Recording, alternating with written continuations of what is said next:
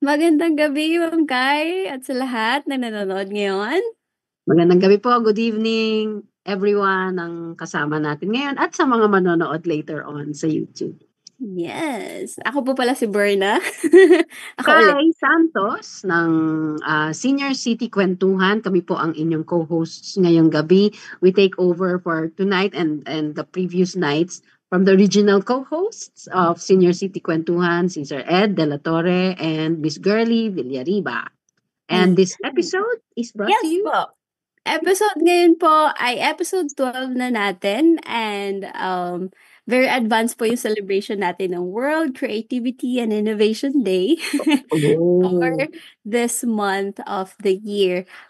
Pero bago po tayo doon mag-dive deeper sa pinaka-episode po na pag-uusapan natin ngayon, we're also into our sixth year na po yung Senior City Kwentuhan and live stream po tayo simultaneously sa iba't ibang Facebook pages and later on po i-upload din po sa YouTube ng Senior City Kwentuhan YouTube channel.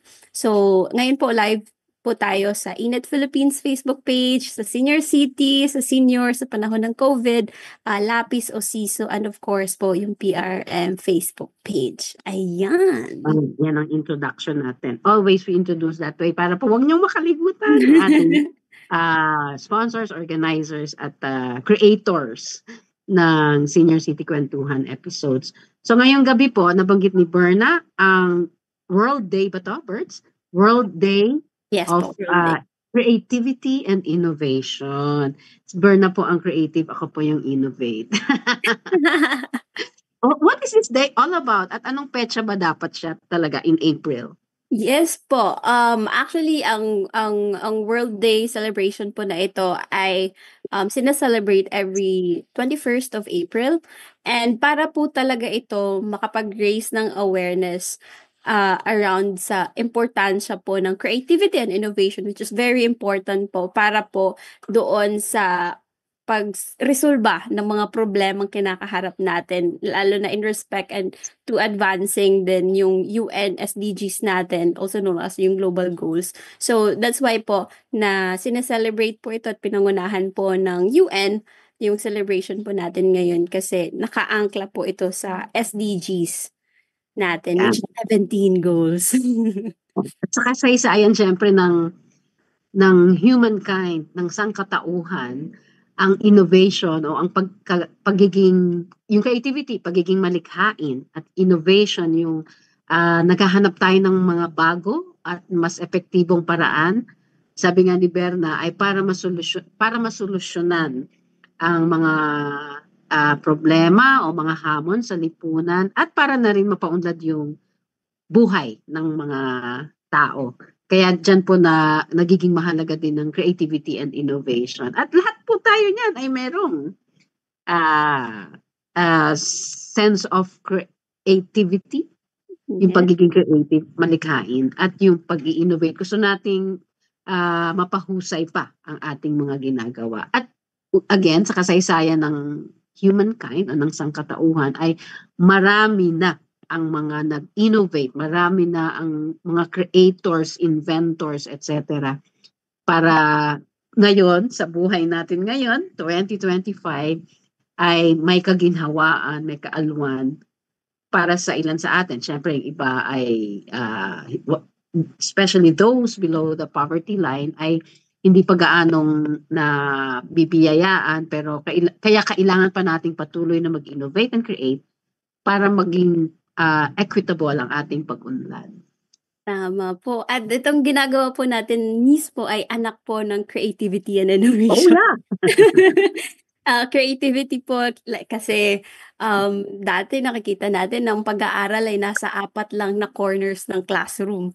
Pero Yep. ngayon, nadadala natin online, nadadala natin at naiiba na yung setup niyan. May informal na, may nasa labas ng sa kanto, yung street classroom na meron. Ito din adult learning education din po na Oh sinusulong yeah. ng Inet Philippines. Sa innovation naman po itong harap po natin ngayon. Yung Facebook, yung laptop, yung phone, yung internet.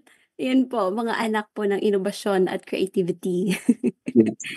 Ayan. At Pero, At ano din yun, tanda o senyales din yun na kahit sa ang estado ng buhay natin, sabi nga po ni Berna kanina ay adult learning and education, mula pagkabata hanggang sa anumang edad tayo, ay patuloy pa rin ang ating pagkatuto.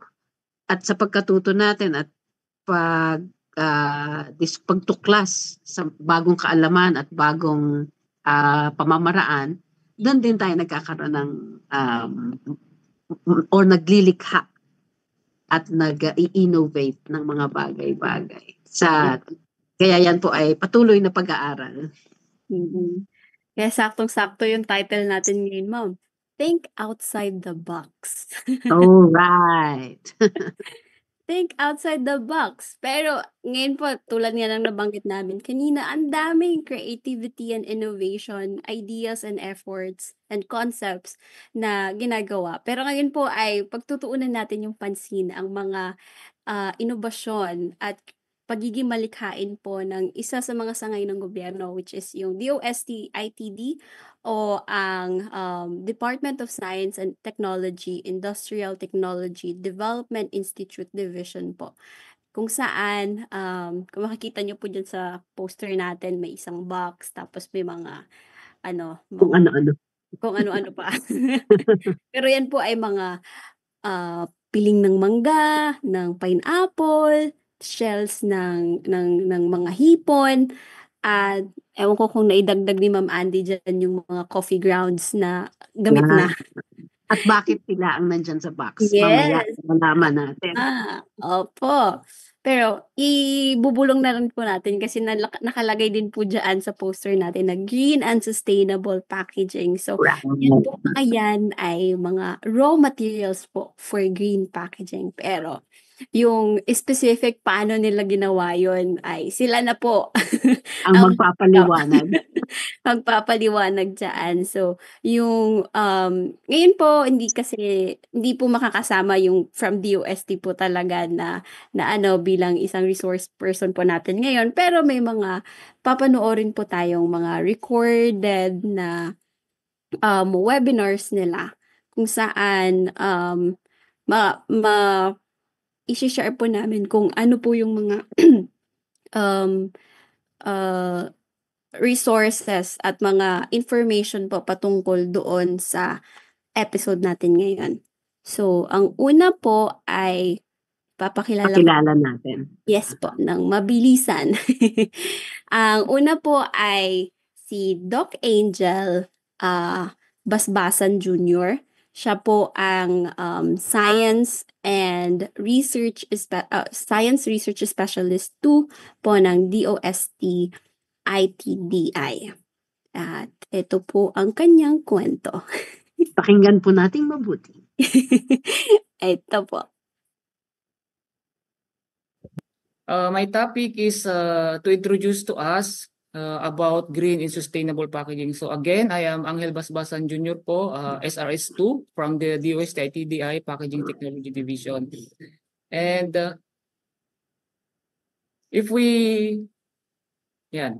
just a quick review. This is the question for us. Why is packaging necessary for your product? Because we don't want our product to be failed in the market. So in order to avoid these failures, for example, kung product natin is chips or solid, dapat i-consume natin siya as chips or solid, hindi siya cracks or broken or powdered. At the same time, yung development ng rancidity sa mga products na prone to rancidity, they should not be tasted like that. And the same thing, yung siglas na sinasabi natin na the ideal packaging in terms of structure and material properties, mayroon din pa rin siyang weakness, that is breakable siglas. And there is packaging to number one, to contain the product, to protect and preserve the product, and to serve as communication between the product and the potential buyer, and of course to provide convenience. But then dumating yung time na everybody is aiming for sustainability. So in terms of packaging materials, na ito po yung na-miss natin ngayon, na we keep on using and using non-biodegradable packaging materials such as plastic. So for now, ang naging problem is the non-recyclables na nag-accumulate siya sa environment and nag-focus siya ng problems. And lately, sunod-sunod yung typhoon na experience natin, and it's so evident na binaha. And isa sa mga cause niyan ay dahil sa clog yung mga drainage. And isa sa mga sinisisi ng madlang people or ng mga netizens ay because of this packaging waste. And kapag ganyan po yung topic natin, ang unang nadidikdik dyan is plastic, because plastic, the common plastics are non-biodegradable. So for now, we say that these petroleum-based plastics, sila po yung common plastics na ginagamit natin ngayon. Nandyan si PE, si PP, si PET, and the others. And because of their nature na hindi sila biodegradable and they can be decomposed after hundreds of years, they pose threats to wildlife, to us, to our health, because of the accumulation of microplastics in the environment, and especially meron na ring na-detect na microplastics sa mga marine products na yun yung kinakain natin, and then nagkakaroon ng ecological imbalance. So for that, every industry, they are aiming for sustainability. That's why nag-evolve yung mga terms that is pertaining to become environment friendly. So nandyan si eco-green packaging materials, si eco-friendly, circular economy, recyclable packaging materials, which all of them are under the concept or context of sustainable packaging. But then, do we understand really what is bioplastic? What are biodegradables? And is biodegradable the same as compostable? And biodegradable the same as bioplastic? So yan po yung confusing sa atin. Confusing sa market. And especially to the stakeholders na pag sinabi nilang biodegradable and pag sinabing non-biodegradable, ito na yung source. But then, sa next slide po natin, it is clear that not all biodegradable packaging materials are compostable, but all compostable materials are biodegradable. Ayun. And in the past year, we encountered this oxo-degradable and photodegradable. But you know that these types of plastics are not biodegradable. They are oxo-degradable, meaning they can be degraded by the air or oxygen. So from big area or big size, nadi-disintegrate lang yung size nila. So physical formation lang yung na-change. But then, andun pa rin si plastic. So si malaki na plastic, naging microplastic pa rin siya. The same thing si photodegradable plastics. They are being degraded with the aid of light. But then, decomposition is, andun pa rin, plastic pa rin siya. So from malaki to maliit, but it's still the same plastic. So that is why, itong si oxo-degradable and photodegradable plastics, it somehow hindi na siya popular ngayon. Unlike nung past years that this plastic is oxo-degradable, this is photodegradable, so these are environment friendly. But actually, these plastics are questionable if are they really environment friendly. So for that, we will focus our discussion with the biodegradable packaging materials or biodegradable plastics. Kasi yan po yung, you know what, marami pong mga MSMEs sa academe, mga estudyante, nagpupunta dito sa laboratory namin to consult about biodegradable packaging. Technically, we can produce this or those biodegradable packaging, but ang problem is mayroong gap. Kasi even though we can produce here in our laboratory these biodegradable packaging materials, ang nagiging gap dyan is yung gagawa para ma-mass produce. So anyway, moving on sa next slide. So for us to have a clear understanding what is sustainable packaging, there are 4 clusters of sustainable packaging. These are the green packaging, si circular packaging, si bio packaging, and other sustainable packaging. So let's start with the green packaging. This one entails with the nature of the material.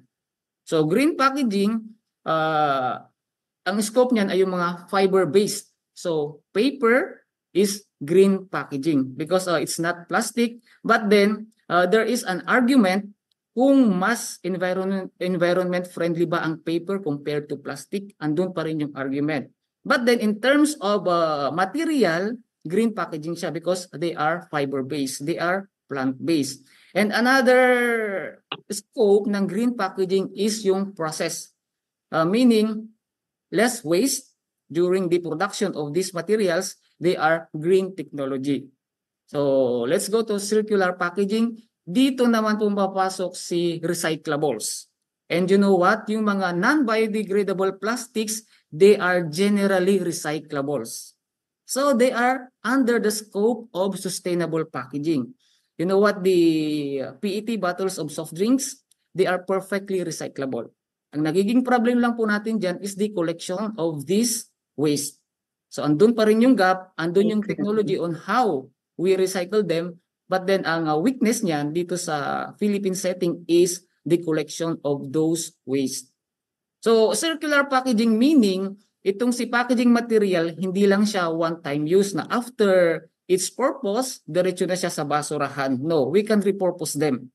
That is yung pinaka-concept ng circular packaging. So for example, that's why yung mga multi-layers na flexibles, there is the demand or there is a need for multi-layer or multi-material. What if we can design the packaging material into just one material so that pwede siyang i-recycle? Because plastics cannot be recycled kapag combination siya, kapag na-mix siya. Si PE plus PP plus PET plus PVC, we cannot recycle them na mix. It should be kapag PET, PET lang, pag PP, PP lang, pag PE, PE lang. Or else, hindi makukuha yung ini-aim natin na property ng material or yung ini-aim natin na structure ng packaging, recycled packaging materials. So another scope is the biopackaging. So under the biopackaging, nandyan si biodegradable, nandyan si compostable, nandyan si edible packaging. And not all biodegradable packaging materials are plant-based. Okay? And not all plant-based packaging materials are biodegradable. So andun yung trick. Andun yung yung trick about biodegradable or mga plant-based material. Maybe you already encountered the packaging materials na claimed na bio-PE or bio-PP or bio-PET. Since andun yung prefix na bio dun sa PE, it seems that they are already biodegradable, but it's not. Even though they are bio-PE or bio-polyethylene, bio-PP or bio-propylene, even though nandun yung term na bio, they are not biodegradable. Even though the raw material mostly from sugarcane bagasse, right? Sugarcane bagasse are plant waste or waste from the plant. But then, bakit hindi sila naging biodegradable at the end?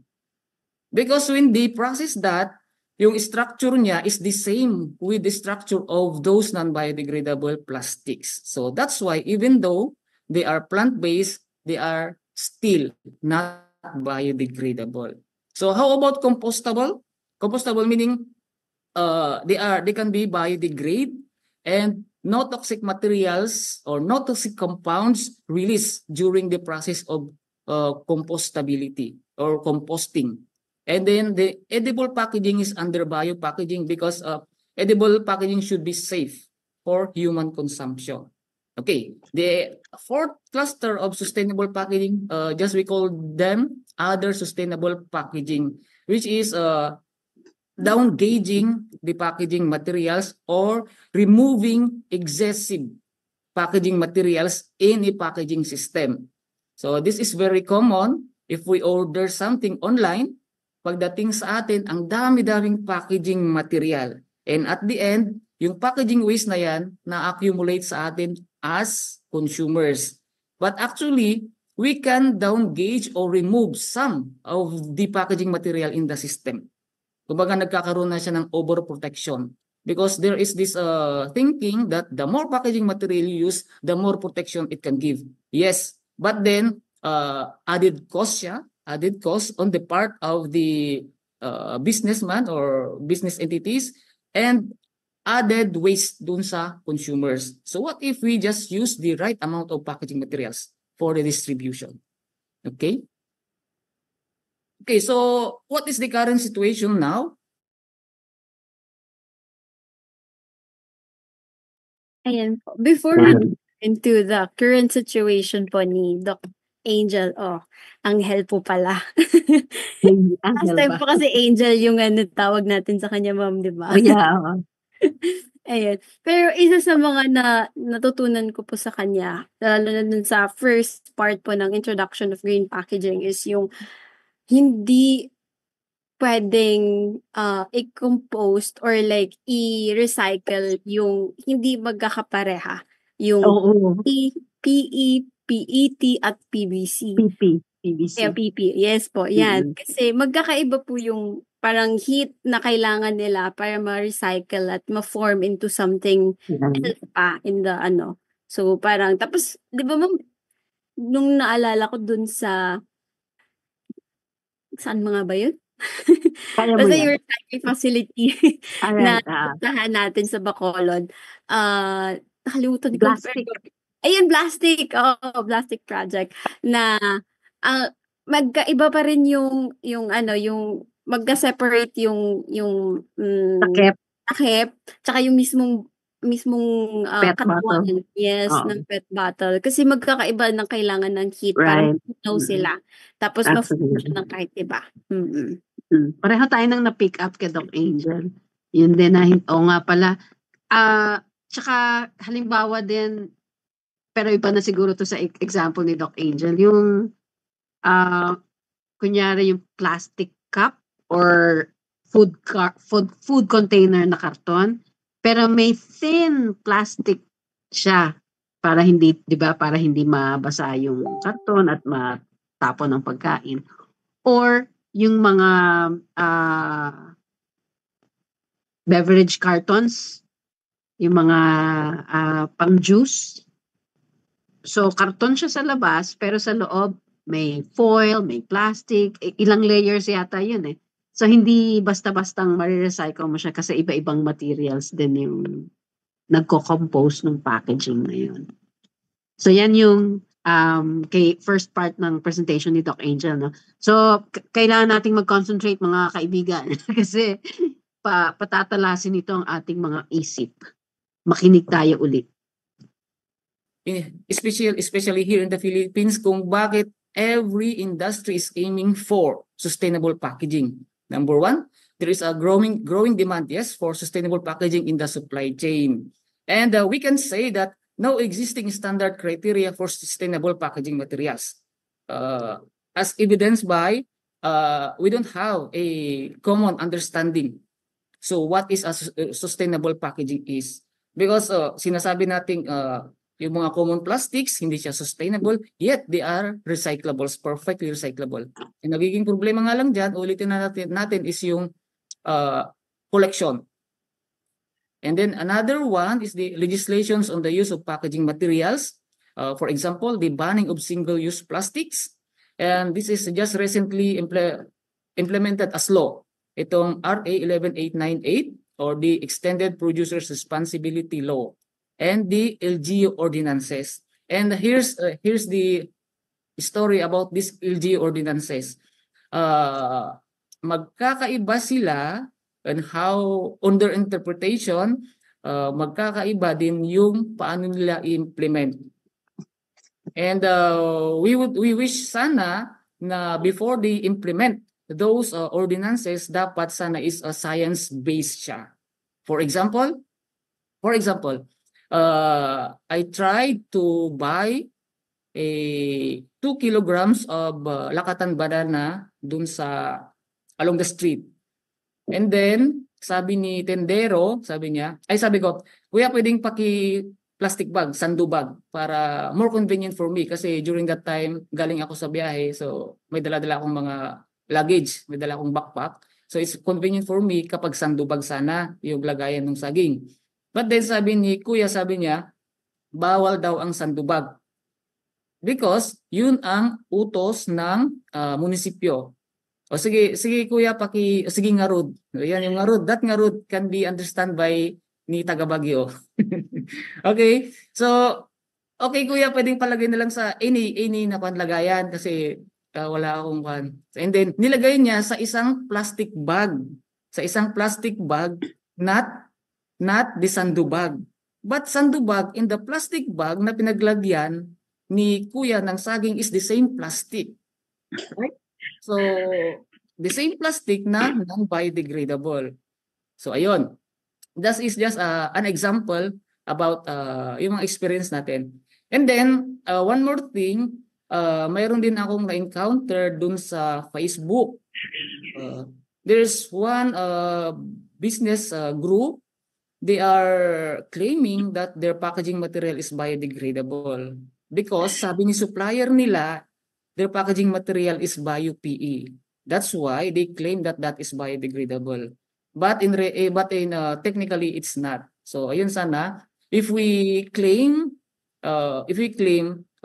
we should be sure enough na genuine or 100% true yung ating claims kasi isa yan sa nagiging bottleneck ng mga biodegradable plastic ngayon dito sa market. Then another one is the technical readiness to address arising problems concerning sustainable packaging for the industry. Yes. So as I mentioned a while ago, na maraming mga MSMEs, academe ang nagpupunta dito sa DOST to ask on how to do these biodegradable plastics. Technically, we can show them, we can provide them relevant information on how to make those biodegradable plastics, but then kahit na alam na natin gawin, ang pinaka-weakness talaga ng supply chain or ng value chain is sino ang gagawa. Okay. So with those problems mentioned, ang bioplastics ang nag-emerge as a promising alternative sustainable packaging material. So bioplastics is either coming from plants or mayroon ding bioplastic na petroleum-based na biodegradable. Andun pa rin yung isa sa mga hindi clear. Bio means right from something with life. Kaso mo, itong si biodegradable plastics na petroleum-based, hindi siya nanggaling sa plant, pero they also term as bioplastic. Okay, so this is just a figure showing you si bio-based, si biodegradable, si petroleum-based at saka non-biodegradable. So, ito yung nasa left side ng screen natin si bio-PE, bio-PP, bio-PET as what we mentioned a while ago, they are plant-based. They are bio-based but non-biodegradable. Yun po yung category nila. And then yung mga conventional plastics na ginagamit natin, most of us are using it, conventional plastics such as PE, polypropylene or PP, and then PET. So ano ang advantage ngayon ni bio-PE, bio-PP, and bio-PET against yung conventional plastics? Mayroon advantage even though they are not biodegradable because they produce less amount of carbon dioxide footprint, and that is according to a study conducted. So dun sa right side ng ating screen, sa upper side, andun si polylactic acid, si PHA, si starch base. So I assume that all of us are familiar with the starch-based packaging materials, right? starch-based, they are biodegradable, perfectly biodegradable, and they are also bio-based because their starch come from plant. And then the another group on your right side at the bottom part is the petroleum-based. Yes, petroleum-based but biodegradable. Andyan si PBS, andyan si PCL, andyan si PBAT. So it's not because bio-based siya, automatically biodegradable. We should remember those. And it's not because petroleum-based siya, hindi na siya biodegradable. So we should understand those things. Because pag mag-claim tayo, halimbawa mag-claim tayo, it should be correct. Okay. Next. I think next one. Okay. There is actually there is a one major problem about the development of biodegradable bio-based packaging materials, especially if our raw material is starch, right? Because they could have a potential conflict with the food production sector. So instead na nagtanim tayo ng plant to be a source of starch for food purpose, sana ginamit siya to develop biodegradable packaging. So andun yung conflict. So what is the better option now? What if those agro-industrial waste, yun ang i-convert natin as biodegradable packaging materials, right? So andyan si agro-industrial waste such as sugarcane bagasse, si rice hull, eggshell, si rice straw. Rice straw is so abundant dito sa Pilipinas, right? And if they are not disposed of properly, they can cause potential. They can release a significant amount of carbon dioxide na in effect andun si greenhouse gases na mag-accumulate sa atmosphere ng Earth. But then there is a silver lining with this agro-industrial waste. So what if we will repurpose them as the raw material to develop as a biodegradable packaging material, right? So you heard already, or maybe you already used some of the disposable cups made from sugarcane bagasse, right? Or the starch base, and most of them are imported. Most of them are imported. Eh, yung mga dinidistribute dito sa atin locally, most of them are imported. So, kaya ba ng Pilipinas gumawa ng ganong type of products? Yes, technically, we can. Okay, next slide.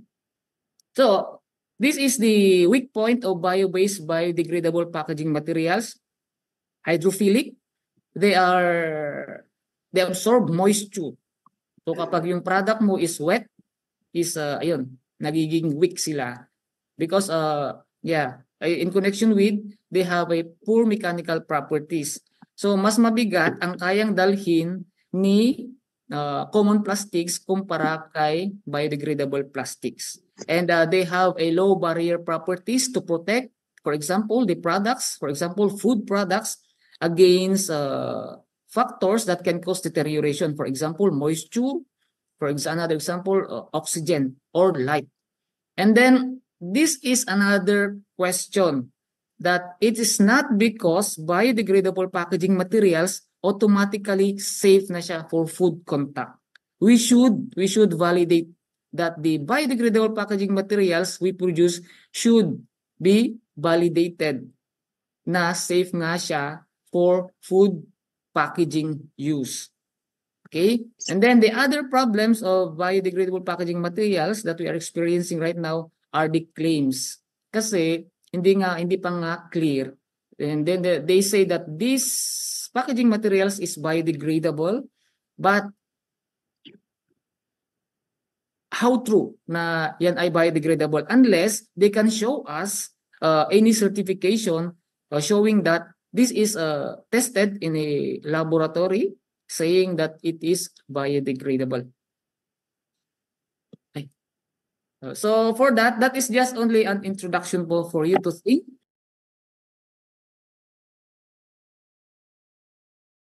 Ayan, grabeng introduction. Kulang pa po yun.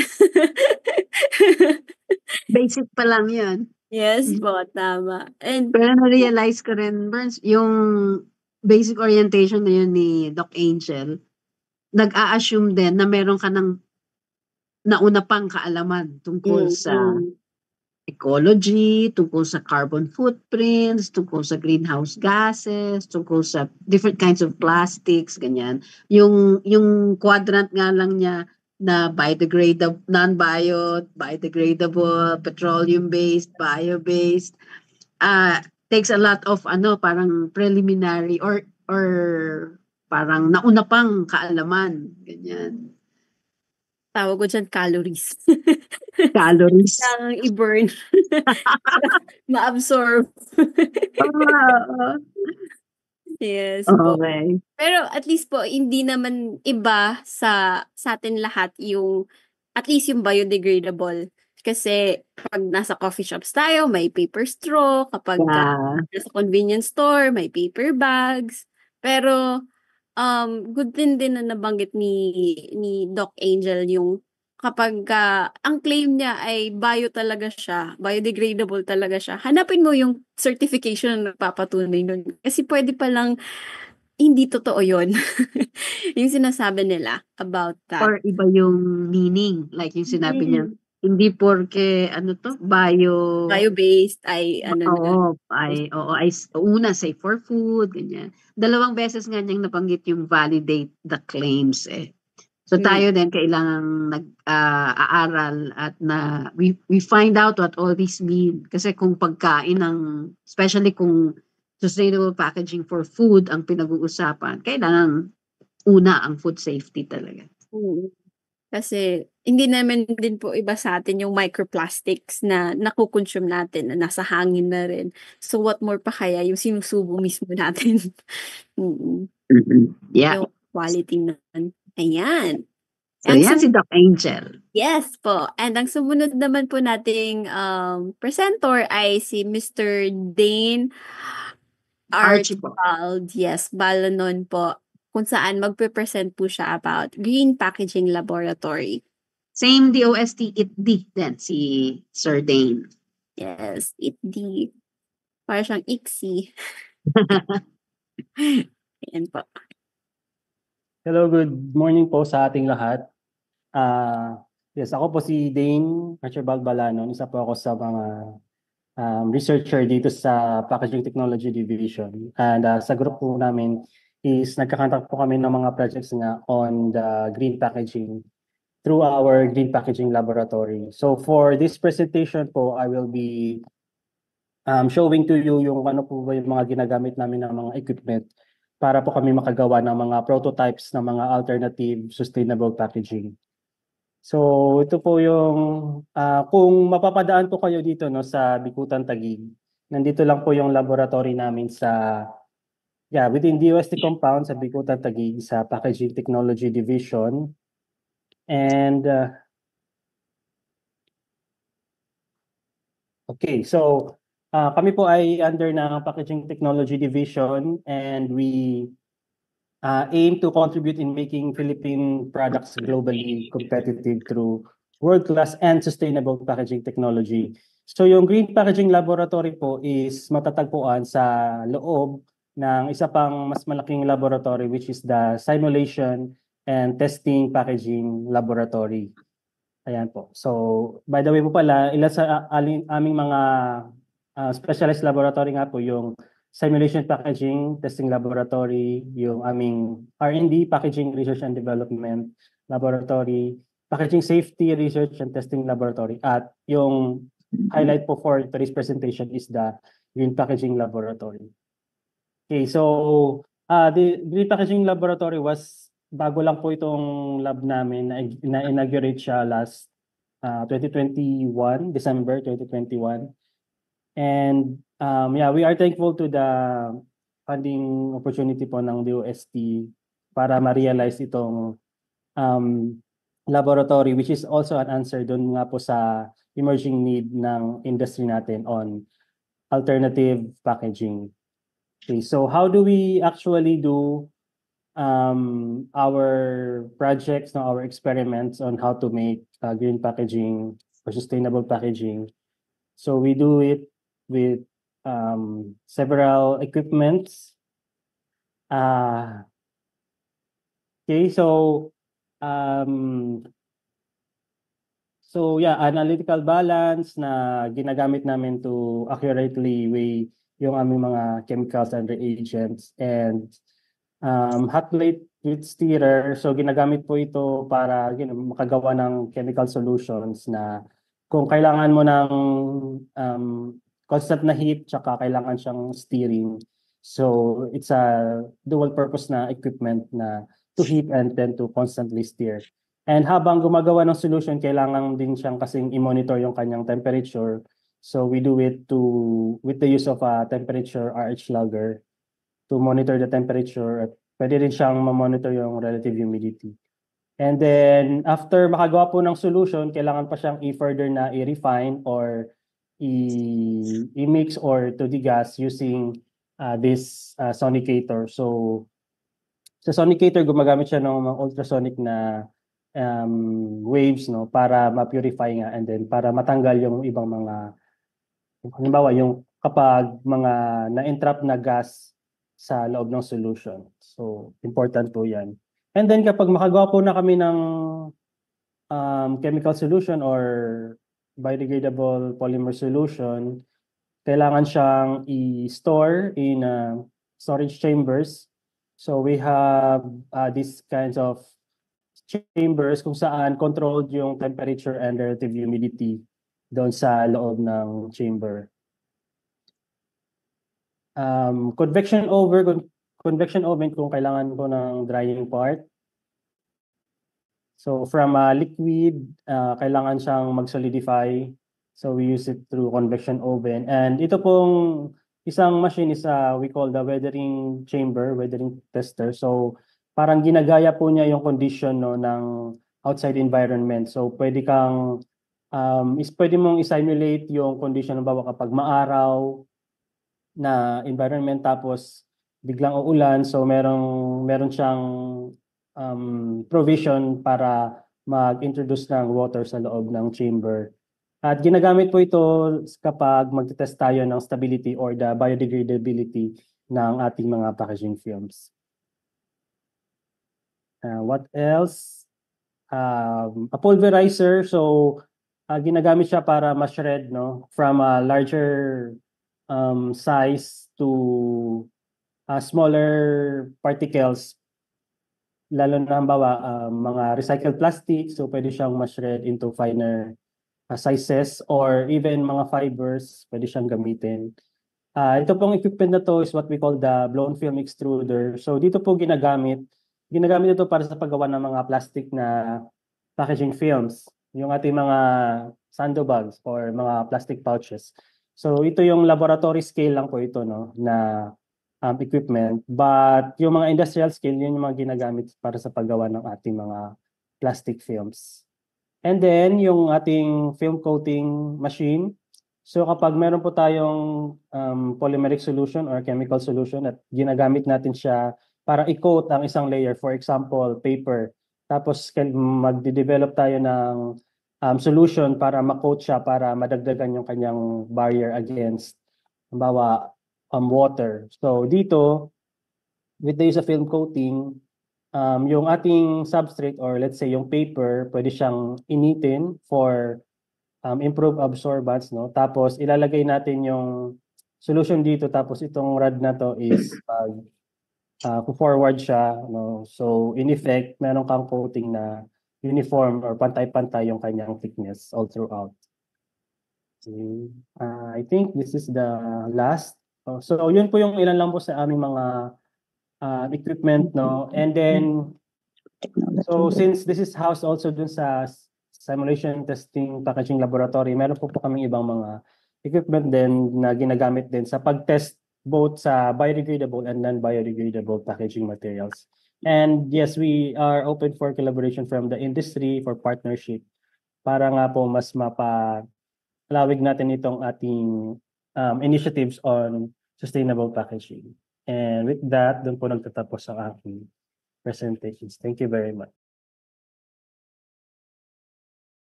Ayan, very technical. Oo nga, puro makina. Opo.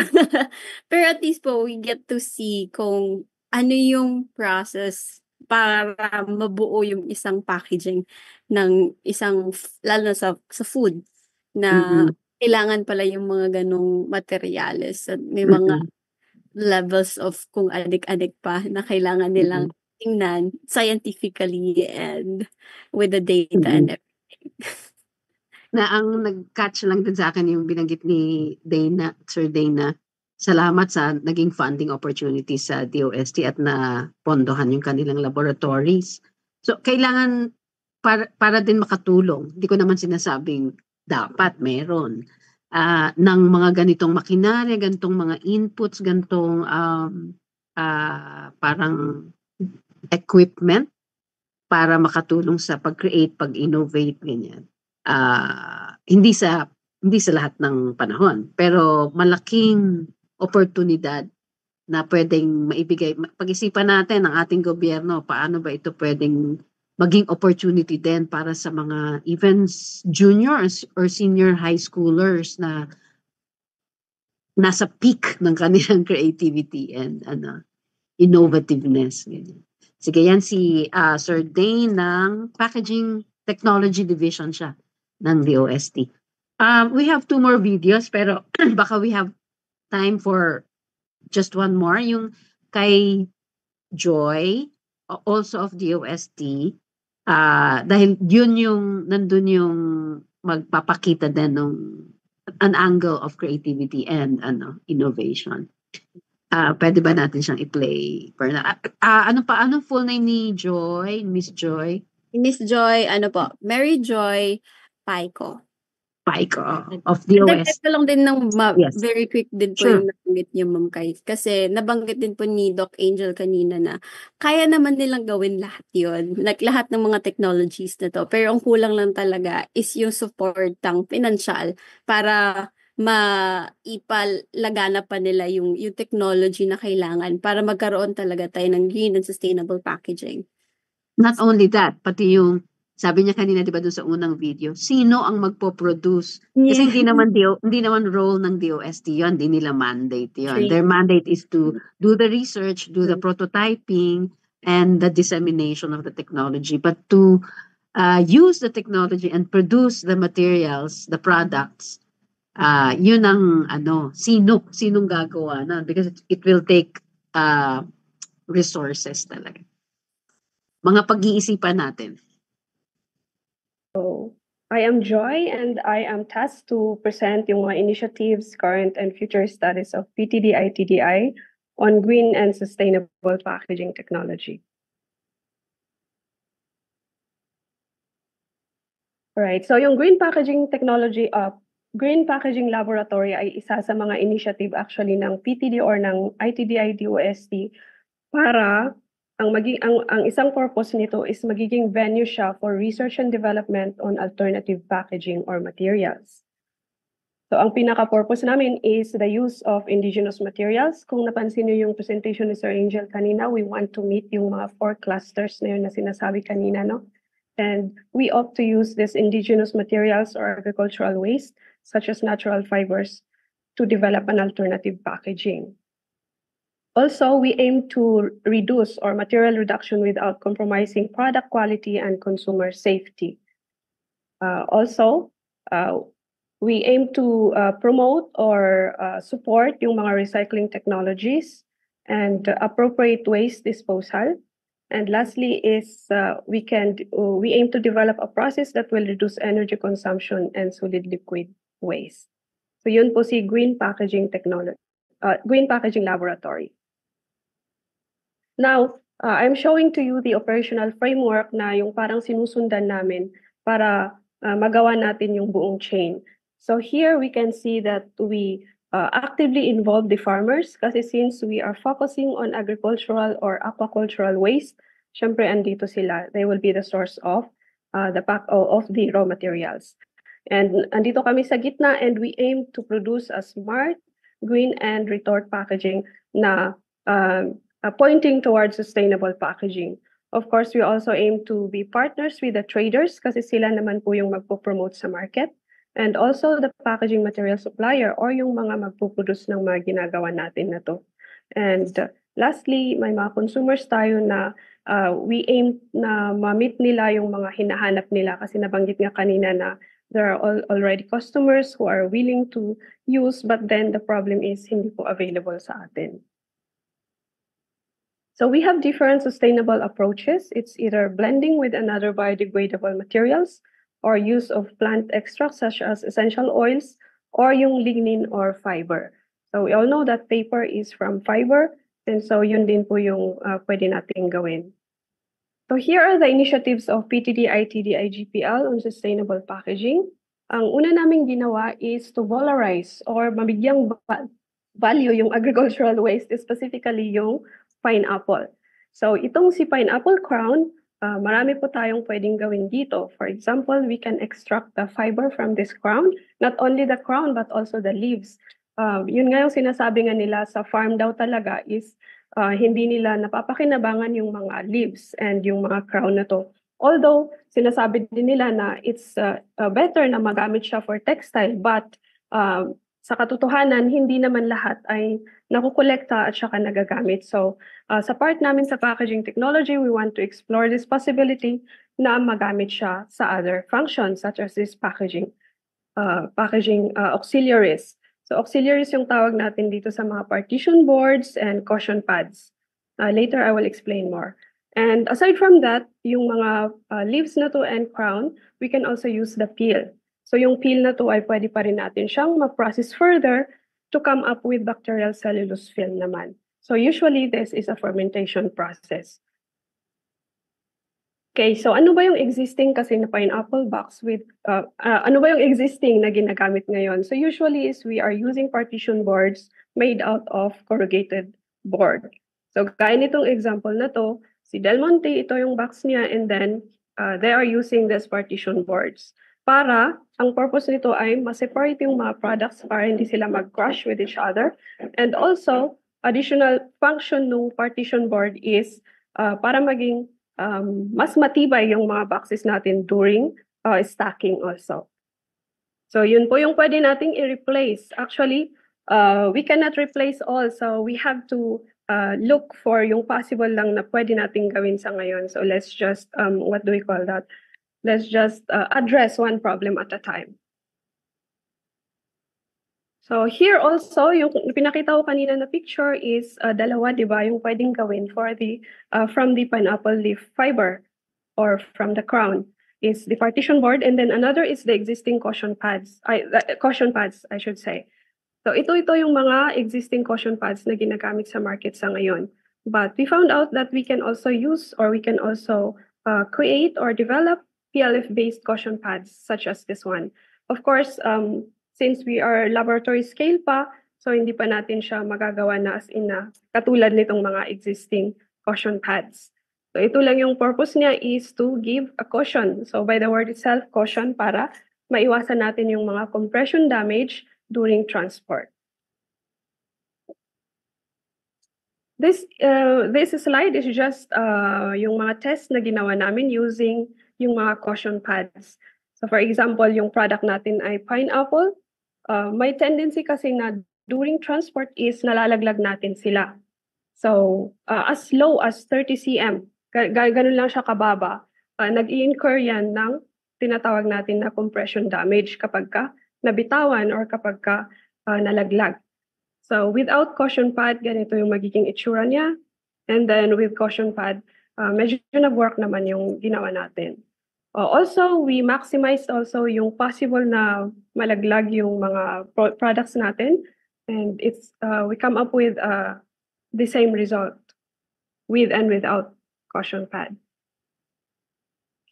So another study na ginawa namin is the polarization of food waste naman.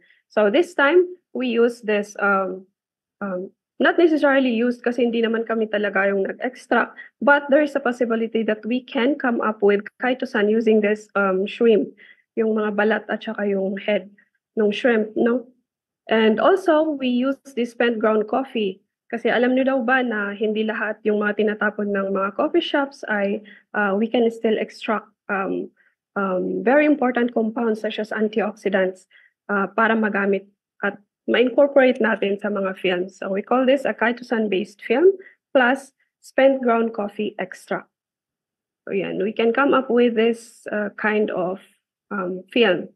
Although kapag dinagdagan na natin ng spent ground coffee, nagiging brownish siya, but at the same time, na-enhance natin yung capability naman ng packaging in terms of its antioxidant property.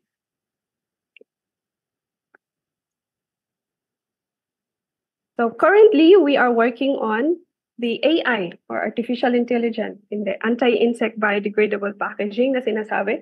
Kasi yun nga yung mga problems na isa sa nakikita natin sa market is especially if yung product natin ay, for example, tinapay. Diba, the tendency is na-attract niya or pag sugar yung mga product natin is na-attract na yung mga ants.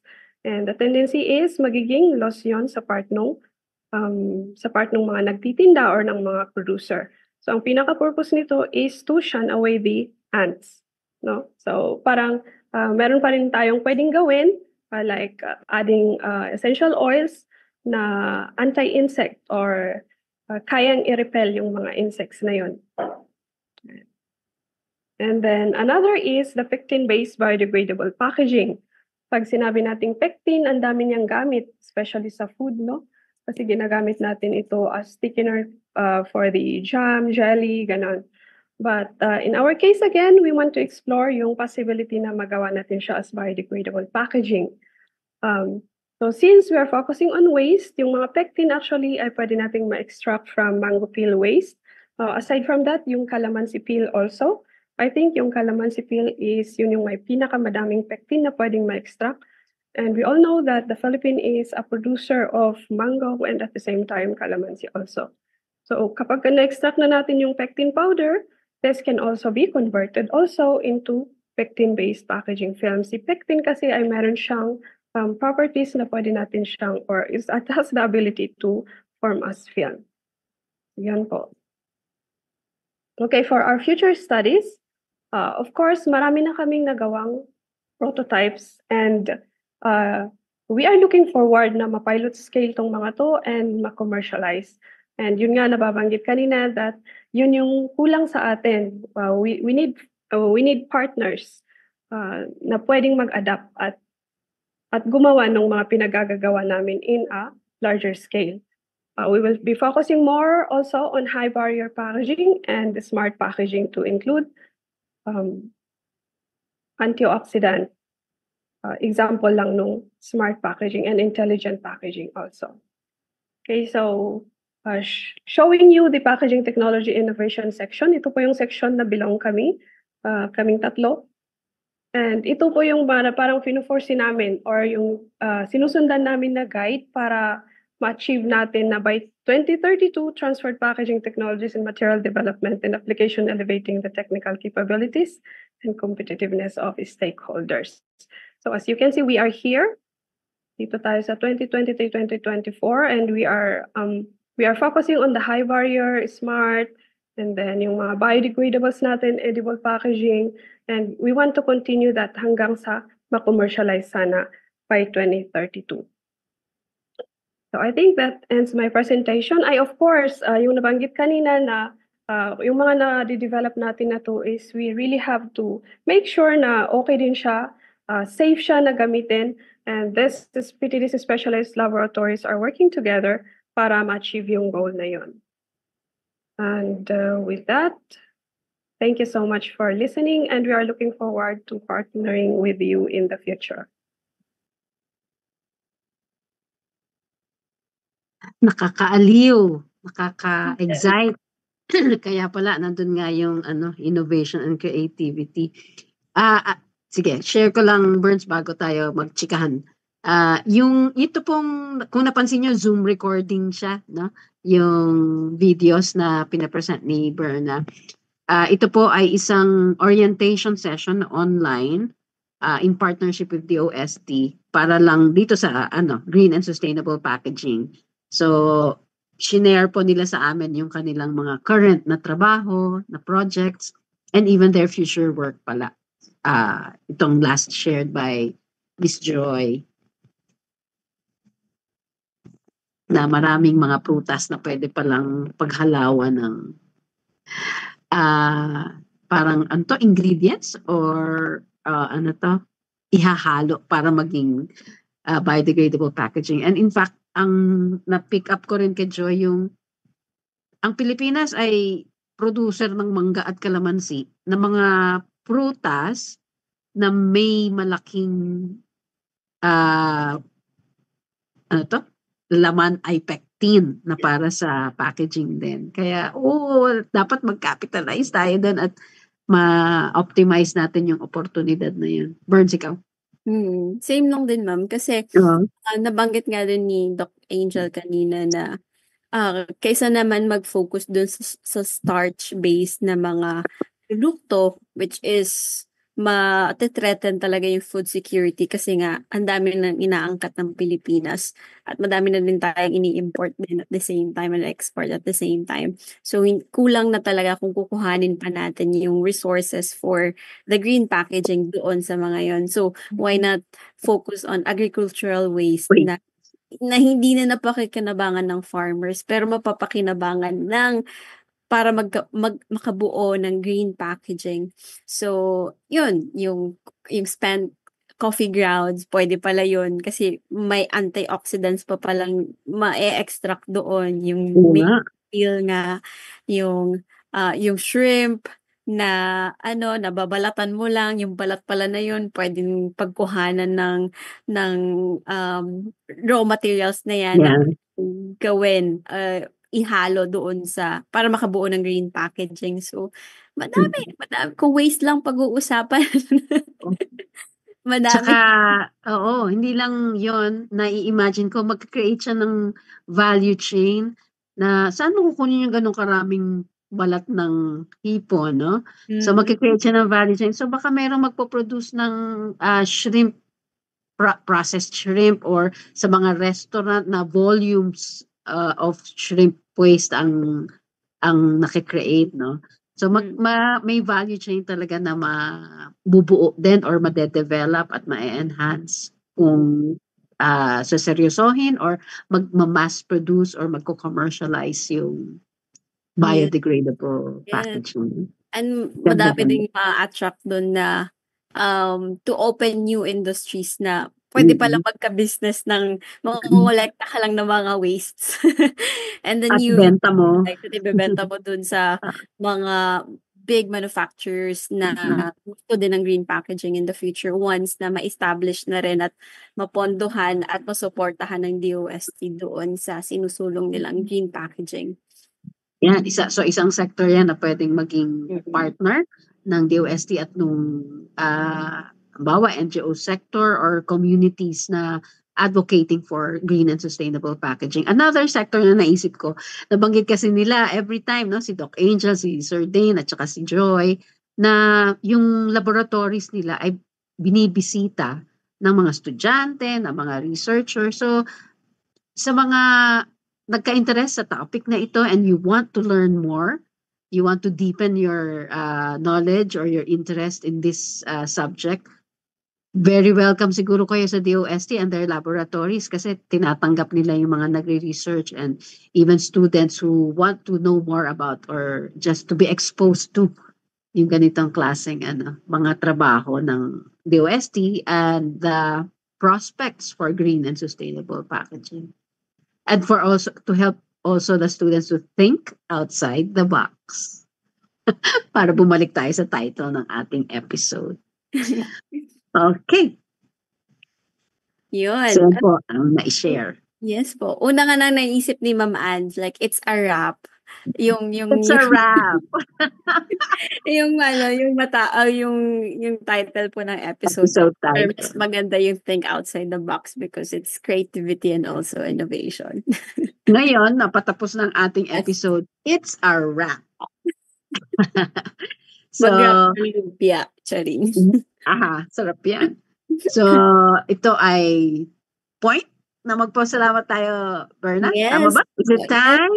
It is the time na isarado na po natin ang episode 12 at It's a maging wrap. handa po for next week for episode 13 kung saan pag-uusapan naman natin and isa-celebrate natin ang World Health Day.